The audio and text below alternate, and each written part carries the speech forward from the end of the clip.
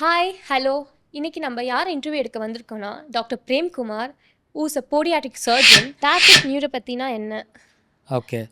இது வந்து பார்த்தீங்கன்னாக்கா, எல்லா சுகர் பேஷண்ட்டு, டயபெட்டிக் பேஷண்ட் எல்லாருக்குமே தெரிஞ்சிருக்க வேண்டிய ஒரு மஸ்ட் கொஸ்டின் இது. ஓகே. டயபெட்டிக் பெரிஃபரல் நியூரோபதி அதாவது பார்த்தீங்கன்னாக்கா, 2 பாதங்களும் பார்த்தீங்கன்னாக்கா, அவங்களுக்கு ஆரம்ப ஸ்டேஜில் சுகர் கண்டுபிடிக்கும்போது பார்த்தீங்கன்னாக்கா, சுருக்கு சுருக்குன்னு குத்தும்.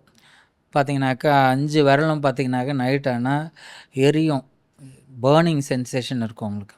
ஓவர் த பீரியட் அவங்களுக்கு வந்து ஒரு 5 வருஷம் 10 வருஷம் வந்து அன்கண்ட்ரோல்ட் சுகர் ஆகிடுச்சுன்னா, அவங்க பாதம் அவங்க காலில் தான் இருக்குது அப்படின்றதே வந்து மறக்கிற அளவுக்கு பார்த்திங்கனாக்கா மறுத்து போயிடும் அவங்களுக்கு நம்னஸ்.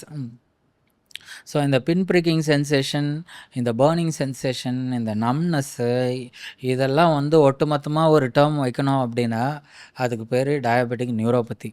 ஆனால் சுகர் பேஷண்ட்டுக்கு மட்டும் தான் இது வருமா அப்படின்னு பார்த்தா, இந்தியாவில் பெரும்பாலான ஆள் வந்து டயபெட்டிஸ் பேஷண்ட்ஸு காமனாக இந்த ப்ராப்ளத்தில் வராங்க.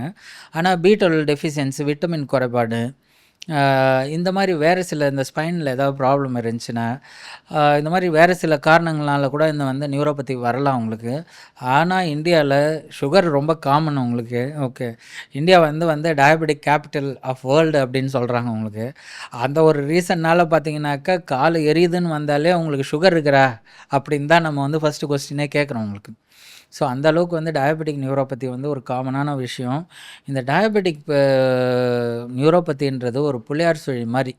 காலில் வர எல்லா சுகர் ரிலேட்டட் ப்ராப்ளத்துக்கும் இதுதான் வந்து ஃபஸ்ட்டு ஒரு தொடக்க புள்ளியாக இருக்கும்.